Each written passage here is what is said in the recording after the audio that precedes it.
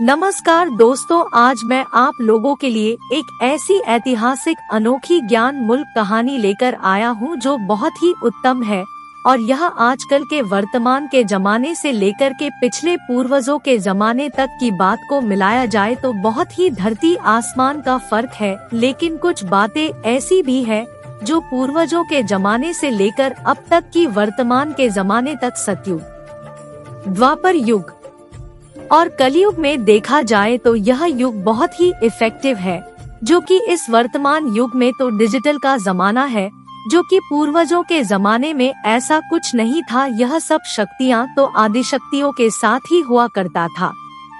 जैसे कि कहा जाता है रामायण में भगवान श्री राम को क्यों मर्यादा पुरुषोत्तम श्री राम को मानते हैं।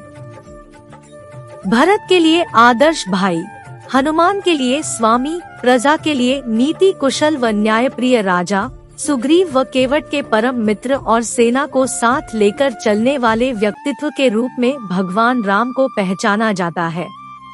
उनके इन्हीं गुणों के कारण उन्हें मर्यादा पुरुषोत्तम राम के नाम से पूजा जाता है। भगवान राम विषम परिस्थितियों में भी नीति सम्मत रहे। उन्होंने वेदों और मर्यादा का पालन करते हुए सुखी राज्य की स्थापना की। स्वयं की भावना व सुखों से समझौता कर न्याय और सत्य का साथ दिया। फिर चाहे राज्य त्यागने, बाली का वध करने, रावण का संहार करने या सीता को वन भेजने की बात ही क्यों न हो, भगवान राम का एक और गुण है सहनशील। श्री राम सहनशीलता एवं धैर्य भगवान राम का एक और गुण है। कैकेयी की आज्ञा से वन में 14 वर्ष बिताना, समुद्र पर सेतु बनाने के लिए तपस्या करना, सीता को त्यागने के बाद राजा होते हुए भी सन्यासी की भांति जीवन बिताना उनकी सहनशीलता की पराकाष्ठा है। कैकेयी की आज्ञा से वन में 14 वर्ष बिताना, समुद्र पर सेतु बनाने के लिए तपस्या करना, सीता को त्यागने के बाद राजा होते हुए भी सन्यासी की भांति जीवन बिताना उनकी सहनशीलता की पराकाष्ठा है। त्याग और समर्पण भगवान राम के 3 भाई लक्ष्मण, भरत व शत्रुघ्न सौतेली माँ के पुत्र थे, लेकिन उन्होंने सभी भाइयों के प्रति सगे भाई से बढ़कर त्याग और समर्पण का भाव रखा और स्नेह दिया।